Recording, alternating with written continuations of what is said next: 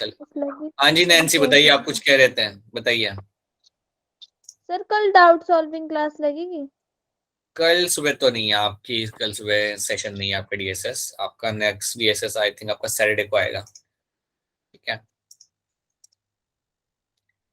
अभी तक जो कराया था ना सैंसी नैन्सी, वो याद रखना, ठीक है, जो भी अभी तक कराया था, ताकि उसको हम लोग बिल्ड कर लेंगे फिर। ऑलराइट, चलो चलो चलो, कहाँ गए हमारा स्लाइड? ये रही हमारी स्लाइड।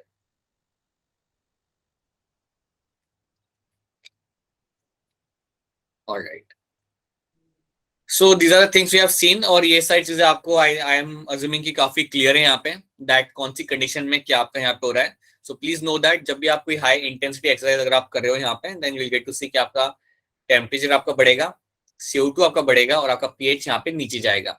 और इस कंडीशन के अंदर आपका जो कर्व होगा, it will shift on the right hand side. Always the curve will shift on the right side. और इन्हीं कंडीशंस के अंदर आपको क्या मिलेगा देखते हुए, that in this condition I will finding the affinity of my hemoglobin to your oxygen molecule is going to decrease. ये आपकी डिक्रीज कर जाएगी। तो ये पार्ट हम लोग देख चुके हैं पिछले क्लास में, ये वाला कंपोनेंट हम लोग देख चुके हैं, समझ चुके हैं, एंड आई एम अज्यूमिंग कि ये सारी चीजें आपको यहाँ पे काफी क्लियर है। ओके, तो that is something we have seen, right. यहाँ पे एक टर्म है बोर इफेक्ट, वो हम एक बार चेक कर लेते हैं क्या है हमारे यहाँ पे। ओके, तो यहाँ पे कुछ लिखा हुआ है, let's see this. Increase in carbon dioxide concentration results in increase in dissociation of oxyhemoglobin, right? अगर CO2 का लेवल आपका बढ़ता है, अगर CO2 का लेवल आपका बढ़ेगा, then याद रखना it is also going to increase the dissociation of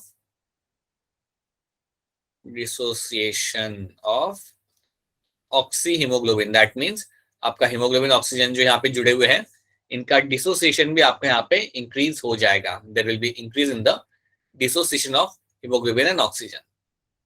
तो यहाँ पे एक चीज आपको यहाँ पे दिख रही है कि कार्बन डाइऑक्साइड का यहाँ पे काफी स्ट्रॉन्ग इन्फ्लुएंस है। कार्बन डाइऑक्साइड का यहाँ पे काफी स्ट्रॉन्ग आपका यहाँ पे इन्फ्लुएंस है। तो अगर आपका CO2 का लेवल बढ़ता है, then it results in the increase dissociation of oxyhaemoglobin, and this is known as your Bohr effect. This is known as Bohr effect. तो बोर इफेक्ट में कुछ नहीं हो रहा। बोर इफेक्ट का मतलब ये होता है यहाँ पे कि अगर आपके CO2 का लेवल आपके बॉडी में बढ़ने लगता है, देन ये प्रमोट करता है आपका dissociation of my oxy haemoglobin. It promotes the dissociation of your oxy haemoglobin. That means आपका ऑक्सीजन यहाँ से आपका रिलीज होना लगेगा, और काफी जल्दी जल्दी होने लगेगा, and that is known as your Bohr effect. तो बोर इफेक्ट में याद रखना आपके CO2 का काफी स्ट्रॉन्ग इन्फ्लुएंस यहाँ पे है। CO2 का लेवल बढ़ेगा and you will find the dissociation will also increase. किसके बीच में? Between the haemoglobin and oxygen, and that is something called as your Bohr effect. इसको हम यहाँ बोलते हैं हमारा ऐसा बोर इफेक्ट। नाउ यहाँ पे कुछ चीजें हमने जो क्लास में लिखी थी वो यहाँ पे लिखी हुई है। 3% in plasma, 97% in the haemoglobin, right. Oxygen and haemoglobin combine to form oxyhaemoglobin. याद रख लेना, oxygen and hemoglobin are going to combine and form something known as my oxyhemoglobin, right? जो आपका डिसोसिएट हो सकता है काफी इजीली, क्योंकि अगर ये रिवर्सिबल नहीं हुआ तो फिर तो दिक्कत आ जाएगी। सो hemoglobin combines with your oxygen to give you the oxyhemoglobin. सो ये आप याद रखना है। अगर आपको टर्म सामने है ऑक्सीहीमोग्लोबिन, तो आई थिंक आपको कोई बहुत ही सरप्राइज फील होना नहीं चाहिए। दैट मीन्स आपका हीमोग्लोबिन से आपका यहाँ पे ऑक्सीजन अटैच्ड है। That's it, right. ट्रांसपोर्ट कैसे ऑक्सीजन का हम ऑलरेडी यहाँ पे देख चुके हैं। इसके अलावा हम यहाँ पे समझ चुके हैं कि क्या होता है आपका यहाँ पे ऑक्सीजन डिसोसिएशन कर्व आपका यहाँ पे क्या होगा। So these are the things you have to understand and these are the things you have to remember, ठीक है। तो ये हमने यहाँ पे देख लिया। अब हमें करना ये है, हमने क्वेश्चंस भी यहाँ पे देख लिए थे, अब हमें क्या करना है। These are the things you have all seen, all those things, right. Good now evening what, sir. Good evening बेटा, good evening. Now what you have to do over here is, अब हमें समझना है in terms of my carbon dioxide transport. Oxygen transport आपने समझ लिया, आपने देख लिया कि कहाँ पे क्या चीज होती है, वो हमने यहाँ पे देख लिया। अब हमें समझना है हमारा transport of my carbon dioxide. अब कार्बन डाइऑक्साइड ट्रांसपोर्ट समझने के पहले एक चीज यहाँ पे समझ लो, एक चीज आप यहाँ पे समझ लो, ये आपके ऑक्सीजन के कॉन्टेक्स्ट में है। अगर आप हायर एल्टीट्यूड पे जाते हो, if you move to a higher altitude, if we move to higher altitude, higher altitude, समझो आप एक हायर एल्टीट्यूड में मूव करते हो, समझो आप कोई लद्दाख में आप चले जाते हो, लेट्स से अगर आप लद्दाख में शिफ्ट कर जाते हो, समझो आपकी जॉब लगती है लद्दाख के अंदर, तो अगर आप लद्दाख में शिफ्ट हो रहे हो तो क्या होगा, इनिशियली तो आपको बड़ी तकलीफ होगी, इनिशियली तो क्या होगी, आपको तकलीफ होगी, you won't be able to adjust to the environment, but after a few days you will get acclimatized। कुछ दिनों के बाद आप वहां पे एक्लिमेटाइज हो जाएंगे उस एनवायरमेंट के साथ। कुछ दिन लगेंगे, इनिशियली शायद सर दर्द हो, चक्कर आए, दिक्कत हो थोड़ी बहुत, राइट, थोड़ा ज्यादा चलने पे आप थक जाओ जल्दी, all those things will happen, but after few days, 10-15 दिन के बाद आप वहां पे अच्छे से एक्लिमेटाइज वहां पे आप हो जाएंगे। अब जब आप एक्लिमेटाइज हो जाते हैं तो क्या होता है, आपकी बॉडी आरबीसी बनाना चालू करती है ज्यादा अमाउंट में। So you will find there will be a increase in the number of RBC in your blood. There will be a increase. There will be an increase in number of RBC. Number of RBC in your blood. तो जब आप नीचे वाले area में रह रहे थे, जब आप हिमाचल के प्लेन्स में आप रह रहे थे, तब आपका आरबीसी को काउंट होगा, और जो यहाँ पे काउंट होगा वो अलग होगा। जैसे आप ऊपर जाके रहना चालू करते हो, what will happen, your body will start taking more amount of RBC. और ये करने का रीजन ये होता है ताकि आप ज्यादा ऑक्सीजन को आप ट्रैप कर सको और आप बॉडी के टिश्यू को आप पहुंचा सको, आप टिश्यू तक आप उन्हें पहुंचा सको। तो ये चीज आपको याद रखनी है कि जब भी आप हायर एल्टीट्यूड पे आप मूव करेंगे, आपकी बॉडी एक अच्छे ज्यादा अमाउंट के अंदर, एक काफी ज्यादा अमाउंट के अंदर आरबीसी बनाना आपका चालू करेगी।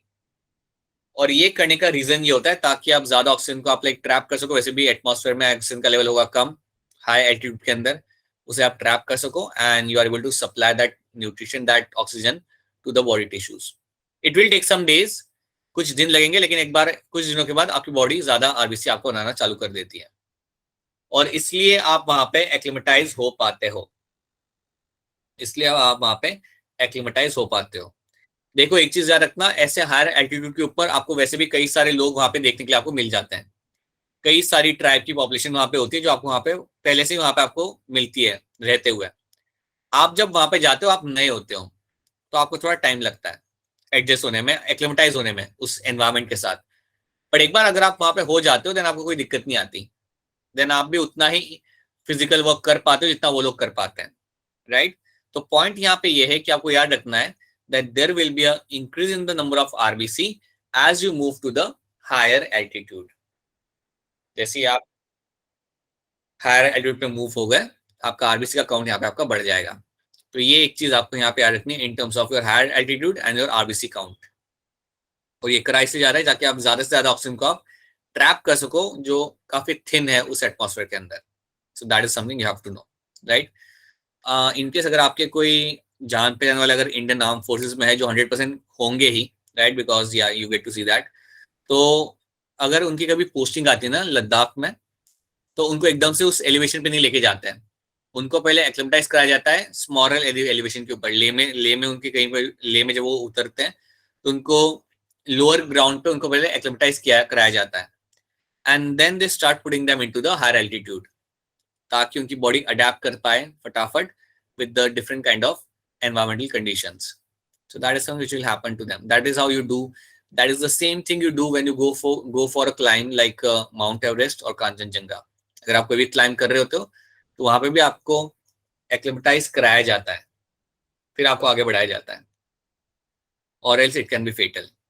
ठीक है, now let's talk about your carbon dioxide transport. बात करते हैं हमारे यहाँ पे कार्बन डाइऑक्साइड ट्रांसपोर्ट की। सो जब भी आप बात करते हैं कार्बन डाइऑक्साइड के ट्रांसपोर्ट करने की, ऐसे ट्रांसपोर्ट कैसे किया जाएगा, तो याद रखना यू विल फाइंड रफली अराउंड 7% आपका जो CO2 होता है वो आपका ट्रैवल करेगा via blood plasma. Via blood plasma 7% आपका CO2 आपका ट्रेवल करेगा। सो टिश्यू से आपको लेके जाना है लंग्स तक, याद रखना। आपका जो CO2 आपका जो CO2 यहाँ पे है, इसको आपको ट्रेवल कराना है टिश्यू से लेके लंग्स तक। तो आपका 7% CO2 will travel via blood plasma, ठीक है। 70% of carbon dioxide will travel in a form of your bicarbonate, will travel in a form of your bicarbonate, ये आपका होगा। so majority of the CO2 is traveling in a form of your bicarbonate, याद रखना। इतने जो सबसे ज्यादा CO2 आपका जाएगा आपके टिश्यू से लेके लंग्स तक, वो जाएगा बाइकार्बोनेट के फॉर्म के अंदर, राइट। और जो रिमेनिंग 23% आपका यहाँ पे होता है, that CO2 will travel by getting itself attached onto the hemoglobin, ये अपने आप को हीमोग्लोबिन के ऊपर बिठा के लेके जाएगा लंग्स तक। तो that will travel by getting itself attach onto the haemoglobin. देखो एक चीज यहाँ पे समझो, जब आपका आरबीसी टिश्यू तक पहुंचता है तो हीमोग्लोबिन से आपका ऑक्सीजन उतर जाएगा, हीमोग्लोबिन से ऑक्सीजन आपका वहां पे उतर जाएगा। अब हीमोग्लोबिन वहां पे खाली हो गया, तो अगर हीमोग्लोबिन खाली हो गया तो क्या होता है, CO2 उसके ऊपर जाके बैठ जाता है, और CO2 आपका ट्रेवल करता है आरबीसी के हीमोग्लोबिन के ऊपर बैठ के टिल योर लंग्स। तो ये आपको पहले तो याद रखना है कि कौन आपका CO2 कैसे ट्रेवल कर रहा है। सबसे ज्यादा वो ट्रेवल करेगा in form of your bicarbonate. 7% वो आपका जा रहा है getting dissolved in blood plasma, getting dissolved in blood plasma, dissolved in blood plasma. 23% वो ट्रेवल कर रहा है by getting itself attached to haemoglobin, by climbing onto the haemoglobin वो आपका ट्रेवल करेगा, ठीक है। अभी हमें क्या करना है, हमें फोकस करना है इसके ऊपर। पहले हमें फोकस करना है कि हमारे जो 70% CO2 है जो आपका जा रहा है टिश्यू से लेके आपके लंग्स तक इन अ फॉर्म ऑफ बाइकार्बोनेट, वो कैसे जा रहा है उसको हमें यहाँ पे समझना है, बिकॉज वो एक बहुत ही इंपॉर्टेंट आपके लिए यहाँ पे कॉन्सेप्ट होता है। So let's try to see this. एक काम करते हैं, यहाँ पे बनाते हैं एक tissue. Let's make one tissue over here. समझो ये एक आपका यहाँ पे टिश्यू है, ये है आपका यहाँ पे एक टिश्यू। और अगर टिश्यू यहाँ पे, तो ऑब्वियसली टिश्यू के अंदर मेटाबॉलिज्म तो हो ही रहा होगा। अगर टिश्यू के अंदर मेटाबॉलिज्म यहाँ पे हो रहा है, दैट मीन्स यहाँ पे आपका CO2 भी बन ही रहा होगा, राइट। यहाँ पे आपका काफी ज्यादा CO2 आपका यहाँ पे बन रहा होगा। अब हम करेंगे क्या, देखिए एक बात समझ लीजिए कि हम क्या करने वाले हैं। अभी हम ये देखेंगे कि आपका CO2 कैसे ट्रेवल करता है in a form of your bicarbonate, कैसे ट्रेवल करता है आपके लंग्स तक। तो ये आपका टिश्यू है, और टिश्यू के पास में आपका हम बना देते हैं यहाँ पे आरबीसी। अज्यूम करते हैं कि यहाँ पे घूम घूम के एक आरबीसी आपके यहाँ पे पहुंच गया। लेट्स से एक आरबीसी आपके यहाँ पे आ जाता है ब्लड के साथ। आरबीसी ऐसा नहीं दिखता, लेकिन for our understanding we are just making this structure as RBC right now. ऐसा स्क्वायर नहीं होता वो, लेकिन आप ये सिंपल अंडरस्टैंडिंग के लिए हम यहाँ पे इसे स्क्वायर बना रहे हैं। तो आरबीसी आपका यहाँ पे आ गया। अब आरबीसी जब यहाँ पे आता है, याद रखना, इसको आपका आरबीसी रहेगा, और बाहर वाला जो area that's your plasma. The बाहर वाला area over here is your plasma, ठीक है। अब होगा क्या, ध्यान से देखो यहाँ पे। CO2 जो आपका टिश्यू में होगा वो आपका जाएगा आरबीसी के अंदर, और वो क्यों गया, because you have more amount of CO2 in the tissue and less amount of CO2 in the RBC, right. आपके ब्लड के अंदर आपके यहाँ पे CO2 का अमाउंट कम रहता है, टिश्यू में आपका रहेगा ज्यादा, तो इसलिए आपका जो CO2 है वो आपका यहाँ से ट्रेवल करके आएगा आपके आरबीसी के अंदर। अब जैसे ही मेरा CO2 आरबीसी के अंदर आया तो कुछ होगा, क्या होगा, the CO2 will combine with water molecule. जैसे ही CO2 अंदर आता है वो क्या करता है, वो रिएक्शन करता है H2 के साथ। It will combine with water molecule and give you H2CO3, ये आपको देगा H2CO3। तो याद रखना, आपका CO2 यहाँ पे कंबाइन करा है H2O के साथ, और ये आपको देता है यहाँ पे आपका H2CO3। और ये करने के लिए आपका एक एंजाइम यहाँ पे इन्वॉल्व होगा, और उस एंजाइम का नाम होगा यहाँ पे कार्बोनिक एनहाइड्रेस, कार्बोनिक एनहाइड्रेस। तो ये एंजाइम यहाँ पे आपका इन्वॉल्व होता है। अब आप एक चीज यहाँ पे ध्यान से याद रखिएगा कि कार्बोनिक एनहाइड्रेस आपको आरबीसी के अंदर भी मिलेगा, और ये एंजाइम आपको प्लाज्मा में भी आपको देखने के लिए मिलेगा। याद रखने बात कि कार्बोनिक एनहाइड्रेस आपको आरबीसी के अंदर भी मिलता है आपको, और ये आपको प्लाज्मा में भी आपको देखने के लिए मिल जाता है। ये एंजाइम आपको दोनों जगह पे आपको देखने के लिए मिल जाएगा। बट आरबीसी के अंदर इसका काम काफी रैपिड होता है। आरबीसी में इसका जो काम होता है वो काफी रैपिडली होता है, प्लाज्मा में इतना वो रैपिडली काम नहीं करता। ओके, सो बट याद रखना प्लाज्मा में भी मिलेगा आपको ये, so I write over here CA, that means carbonic anhydrate, वो प्लाज्मा में भी आपको दिख जाता है, बट मेजर अमाउंट आपको यहाँ पे मिलेगा आरबीसी के अंदर, और आरबीसी के अंदर इसका काम थोड़ा रैपिडली होता है। तो याद रखना under the influence of carbonic anhydrates आपका CO2 H2O के साथ कंबाइन करके बनाएगा आपका H2CO3। तो that's a first thing which will happen over here. CO2 अंदर आया और ये चीज आपकी पहले होती है, ठीक है। अब आपको यहाँ पे याद क्या रखना है, let me just see if you have any questions. अब आपको यहाँ पे याद क्या रखना है, ऑलराइट, ओके, ठीक है। अब आपको यहाँ पे याद क्या रखना है कि ये तो चलो आपको यहाँ पे हो गया। अब आपका जो H2CO3 है यहाँ पे, ये आपका स्प्लिट होगा, ये आपका यहाँ पे होगा ब्रेक। अब H2CO3 जब आपका यहाँ पे ब्रेक होता है तो क्या होगा, आपका एक यहाँ पे H+ आयन रिलीज होगा and you will find is a formation of my HCO3 minus. याद रखना H2CO3 आपका होता है स्प्लिट इनटू टू थिंग्स, एक बनेगा आपका यहाँ पे H+ आयन और एक यहाँ पे बनेगा आपका HCO3 माइनस। अब आप इस चीज को ध्यान से देखो, जो H+ आयन यहाँ पे जो बन रहा है ना, ये वही H+ आयन है जो आपका बढ़ता था। अगर आपको याद हो तो हम पता है देखते थे कि जब आप एक्सरसाइज Yes, कर रहे हो तो आपका H+ yes, आयन का कंसंट्रेशन आपका बढ़ता है, वो यही होता है, वो यही होता है जो आपका बढ़ता है। अगर ज्यादा CO2 आएगा तो ज्यादा H+ आयन बनेंगे, right, that is the H+ ion which actually increases in number, ठीक है। यही होता है जो आपका नंबर में आपका इंक्रीज करता है, राइट। चलो इसको भी हम इग्नोर करते हैं फिलहाल, हमें ध्यान देना है हमारे HCO3 के ऊपर।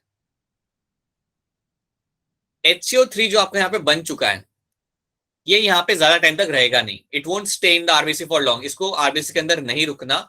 ये क्या करेगा, ये चला जाएगा बाहर, ये आपका आ जाएगा बाहर, so it will get into the plasma. तो अब मेरा HCO3 आपका प्लाज्मा के अंदर आ चुका है। अब जैसे मेरा HCO3 प्लाज्मा के अंदर आता है ना, तो क्या होता है, एक आयनिक इम्बैलेंस क्रिएट होता है।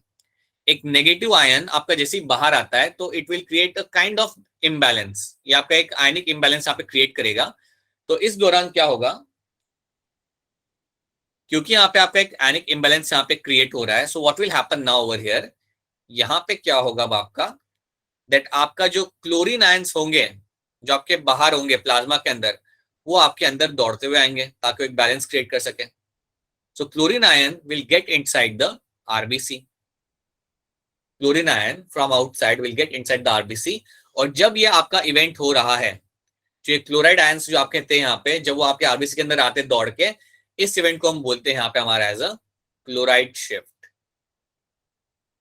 क्लोराइड शिफ्ट, इसको हम बोलते हैं हमारे यहाँ पे क्लोराइड शिफ्ट। देखो ये हुआ क्यों, ये हुआ इसलिए क्योंकि HCO3 जो मेरा यहाँ पे था वो बाहर चला गया, और जैसे मेरा HCO3 यहाँ पे बाहर चला गया, व्हाट विल हैपन, मेरे जो क्लोराइड आयन जो यहाँ पे थे वो मेरे यहाँ पे अंदर आ जाएंगे। क्यों आए, क्योंकि उन्हें एक आयनिक बैलेंस मेंटेन करना है।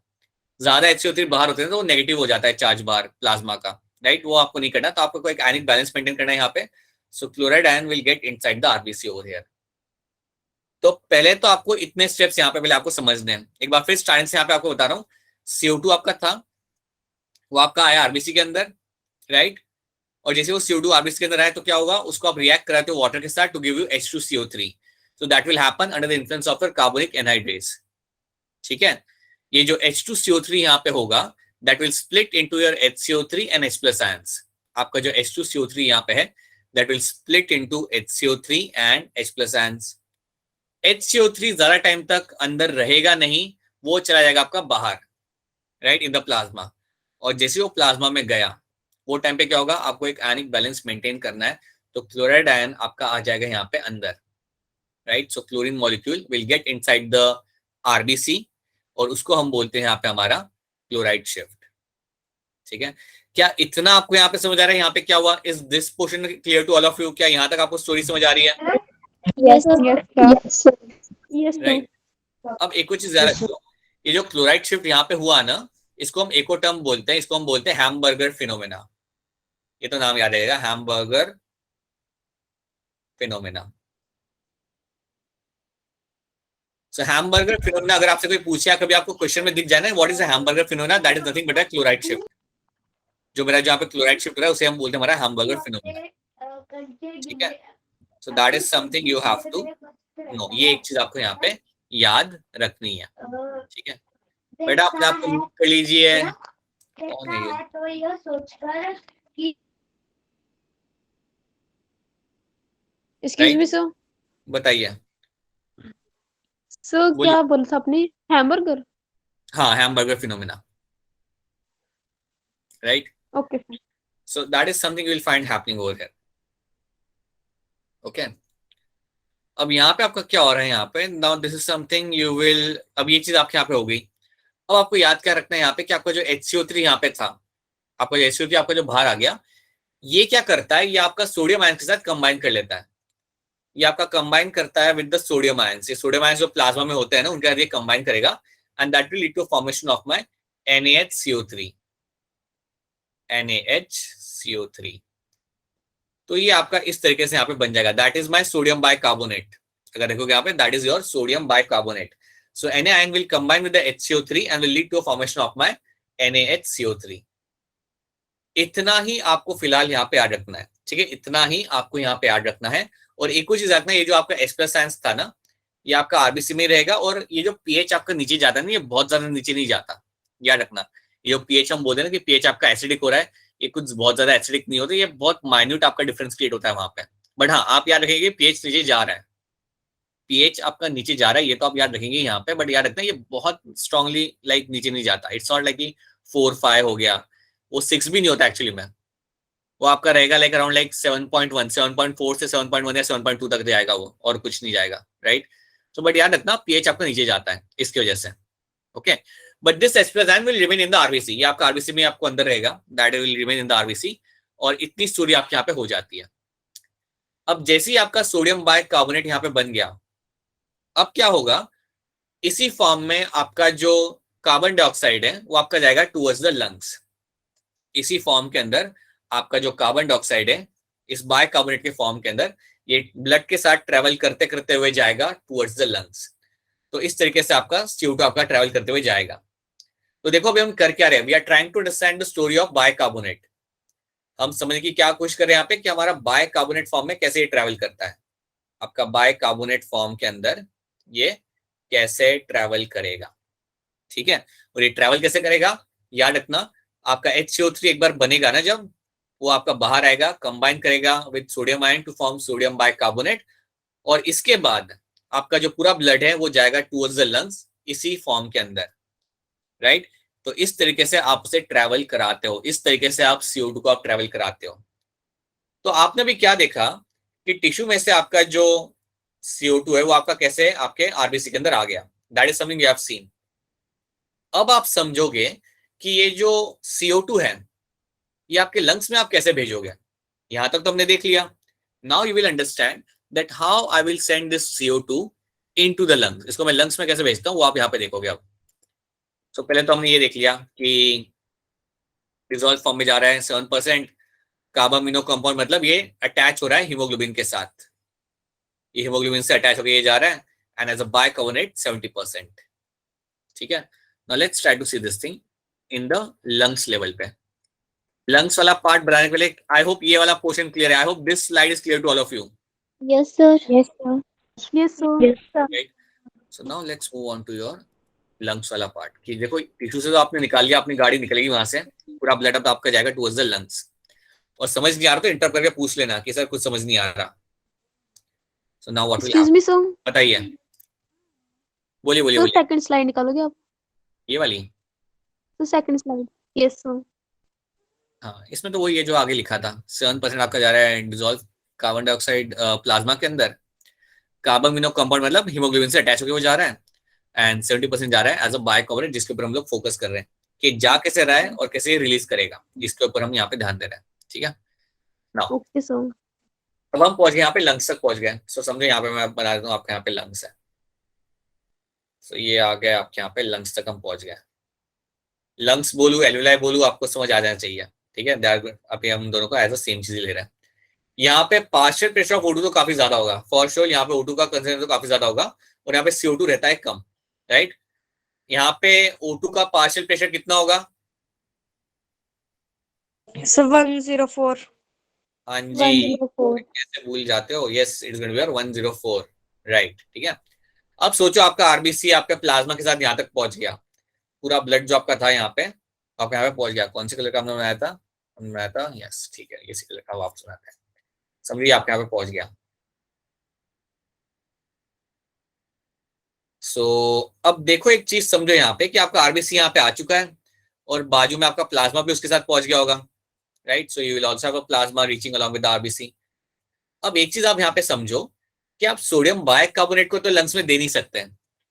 आपने ट्रेवल कराया है लंग्स तक, आपने ट्रेवल कराया है आपके CO2 को in a form of sodium bicarbonate, but उसको आप लंग्स में तो आप रिलीज नहीं कर सकते हैं।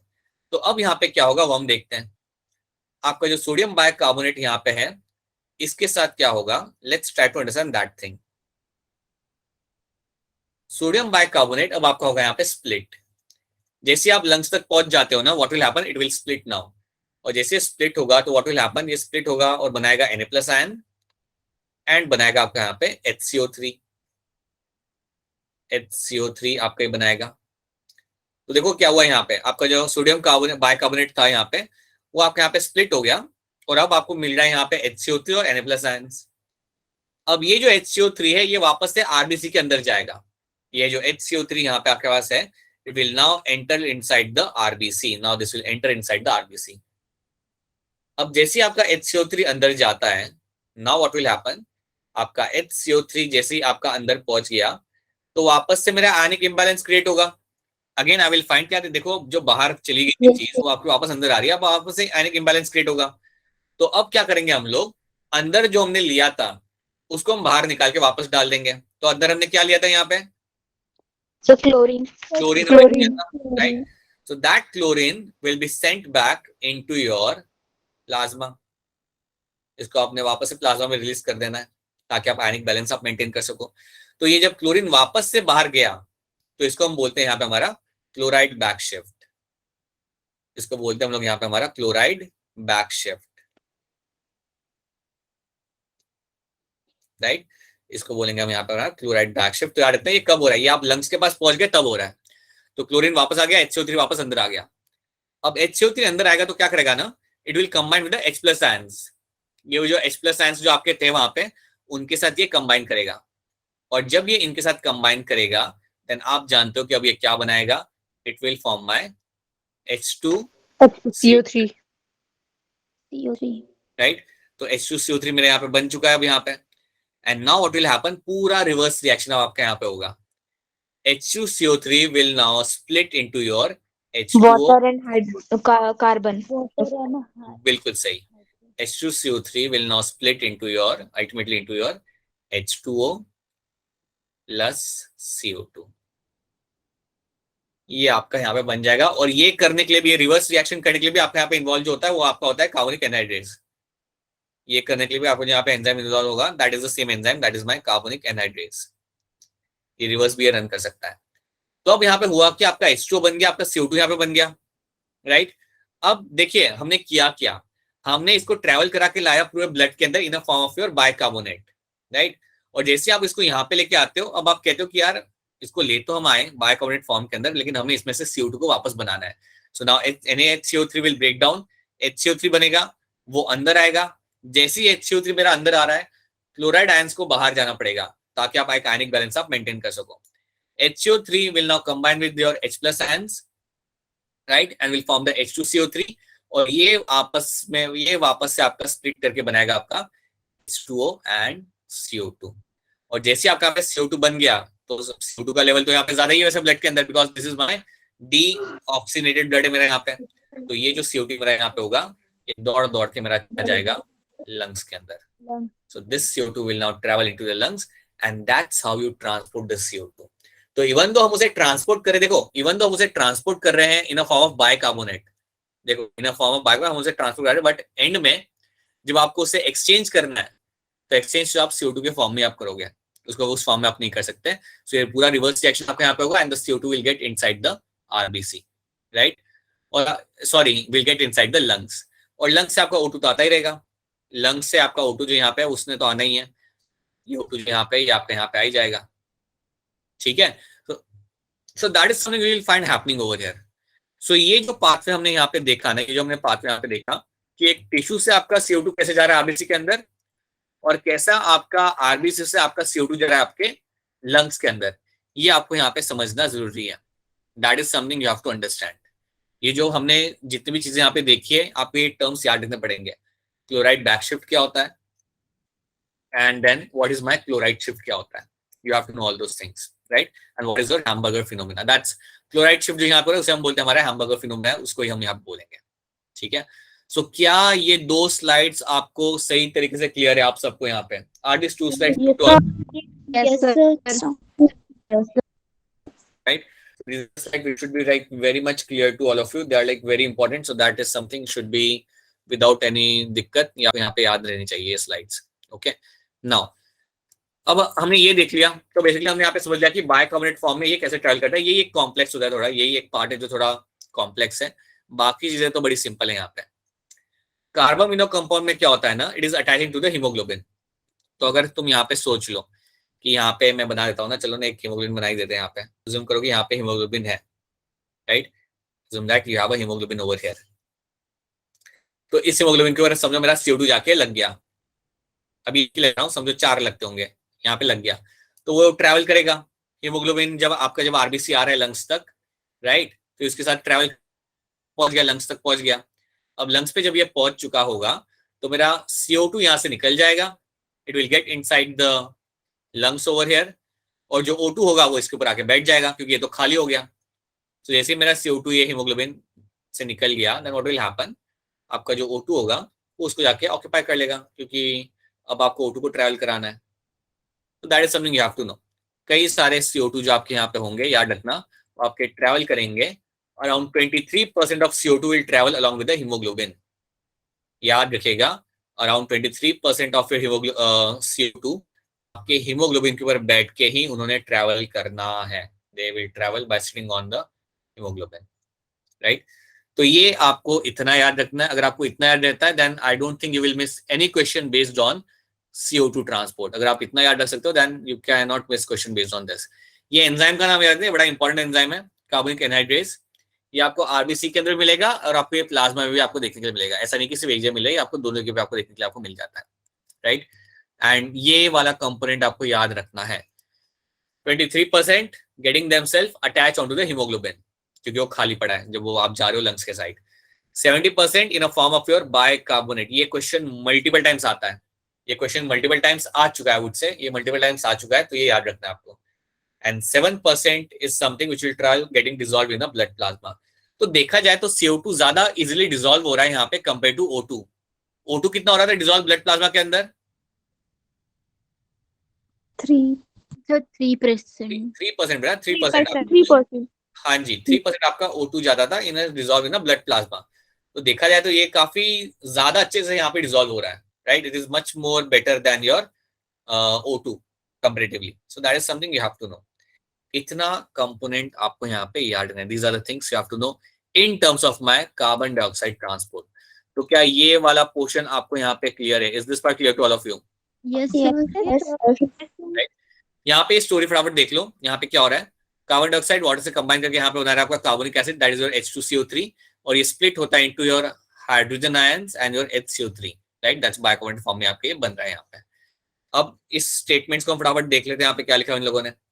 HCO3 leaves the RBC, बिल्कुल. In blood plasma there is the presence of NaCl, right. अब NaCl में क्या होता है, आपका Na वहां से अलग हो जाता है, right. हाँ जी. And HCO3 combines with the sodium ions to form your NaHCO3, और जो क्लोरीन आयन था वहां पे आपका, ये आपका प्लाज्मा से निकल के will get inside the RBC. This is known as your chloride shift. Majority of the carbon dioxide travel in this form. Majority of carbon dioxide will travel in the form of NaCO3 towards the lungs. तो ये आपको यहाँ पे दिखाया गया है.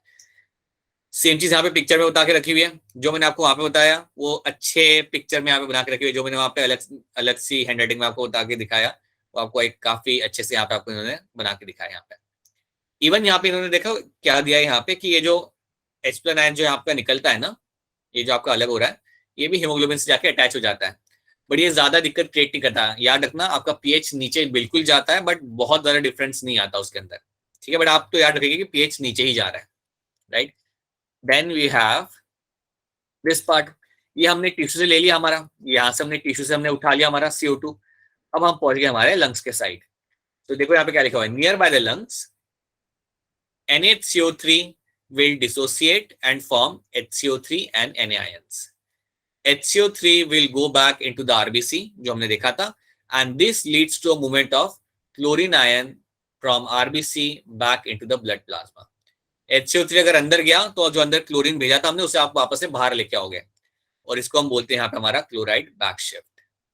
और अंदर जाने के बाद कुछ अलग नहीं हो रहा, HCO3 कंबाइन करेगा मेरे H+ आयन के साथ, बनाएगा H2CO3, और वो सेम चीज वापस से बनाएंगे वो लोग CO2 एंड H2O, राइट। और ये भी आपका रिएक्शन हो रहा है with the help of my carbonic anhydrase. And then आपने क्या कर रहे हो, आप यहाँ पे देख लो, आप यहाँ पे क्या कर रहे हो, फिर यू विल फाइंड नाउ कि आपका जो CO2 है आप उसे भेज रहे हो into your lungs. That is what you will be doing over here, okay. So ये आपको यहाँ पे याद रखना है, ओके, दिस इज समथिंग। और यहाँ पे जो आपका हीमोग्लोबिन था ना, जो CO2 को लेके आया था, वो भी उसे रिलीज कर देगा, उसने उसे रिलीज करना है, क्योंकि अब जगह खाली चाहिए ताकि आप O2 को अंदर ले सको। ये CO2 भी आपका रिलीज हो जाता है, and that also gets inside your particular alveoli lung. तो ये आपको यहाँ पे याद रखना है, and if you are able to remember this thing then you won't miss out a question based on this. तो इतना आपको क्लियर होना चाहिए, राइट। नाउ अब मैं आपको यहाँ पे एक चीज बताना चाहूंगा in terms of your carbon dioxide only. There is something known as my carbon monoxide. There is something known as your carbon monoxide. Carbon monoxide, CO. याद रखिएगा कार्बन मोनोऑक्साइड की जो एफिनिटी होती है, it will have 200 times more affinity to bind hemoglobin compared to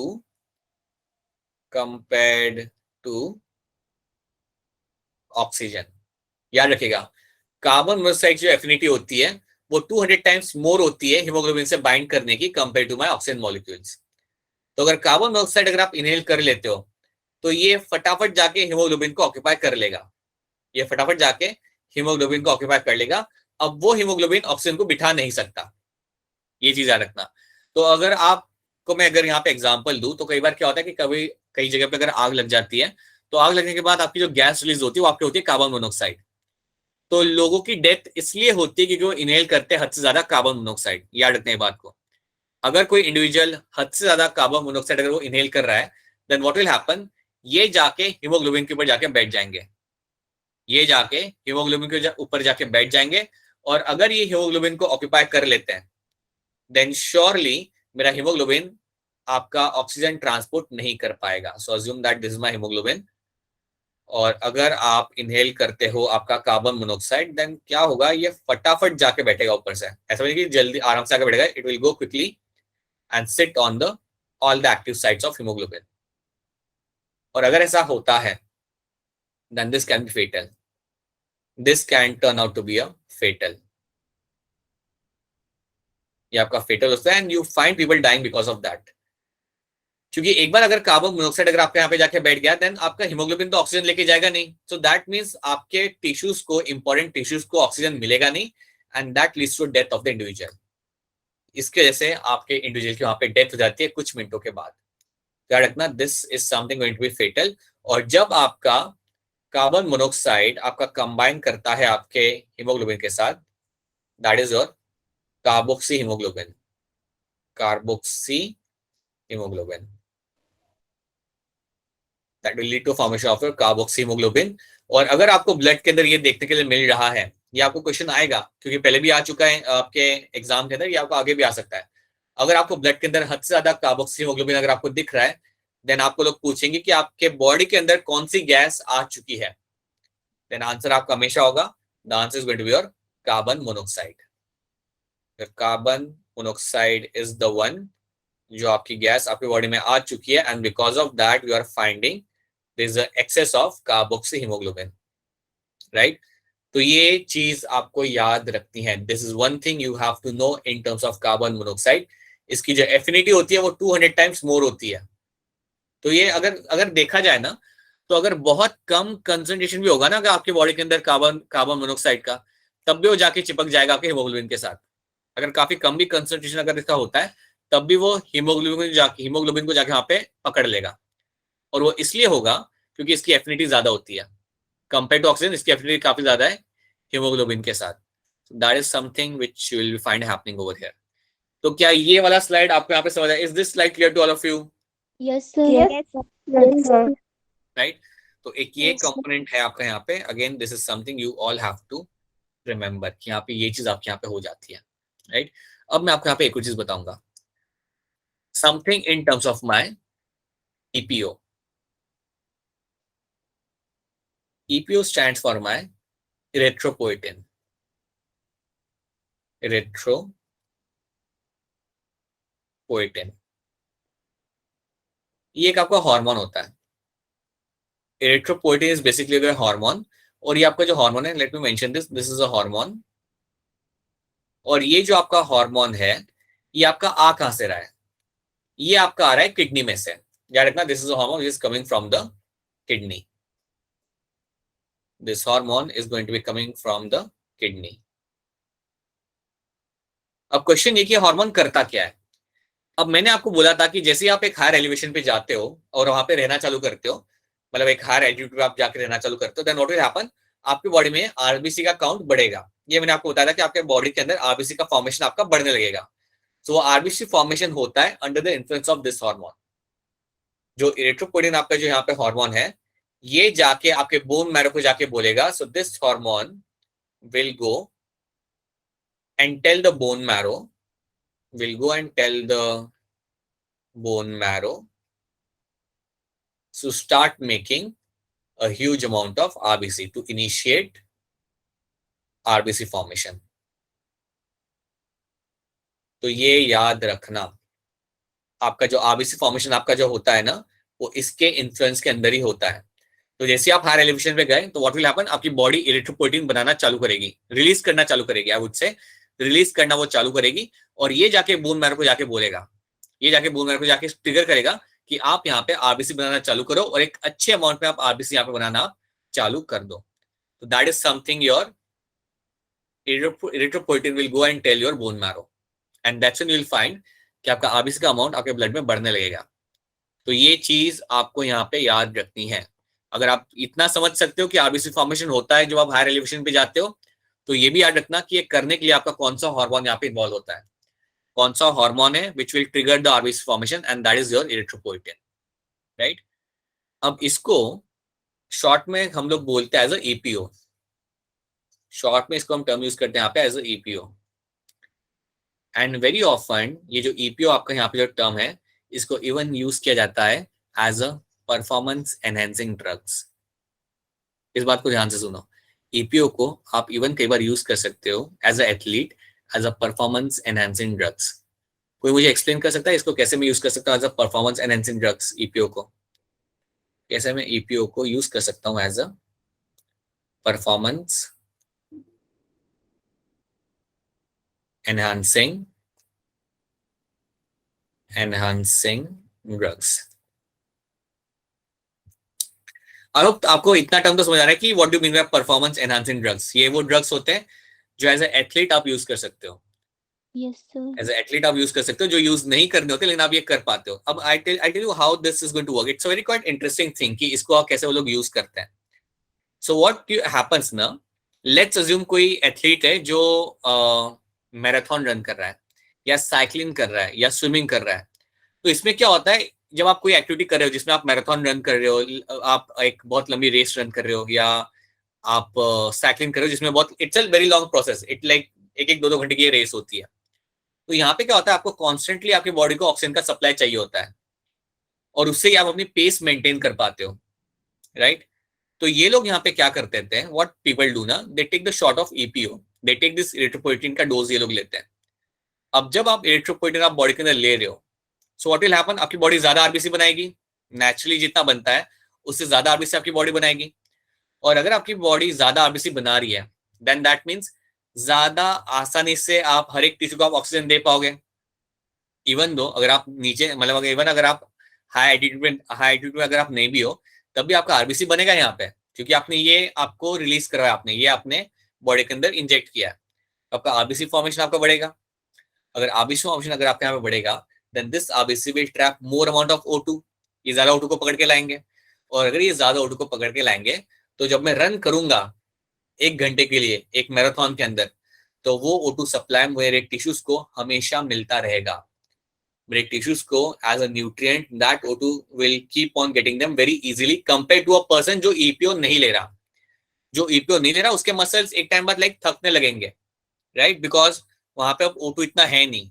लेकिन जिसने EPO लिया होगा उसको O2 वहां पे मिलता रहेगा। That person will keep on getting the excess of oxygen over there because you have ample of RBC, and that's how you can use, इस तरीके से आप इसे यूज कर सकते हो as a performance enhancing drugs.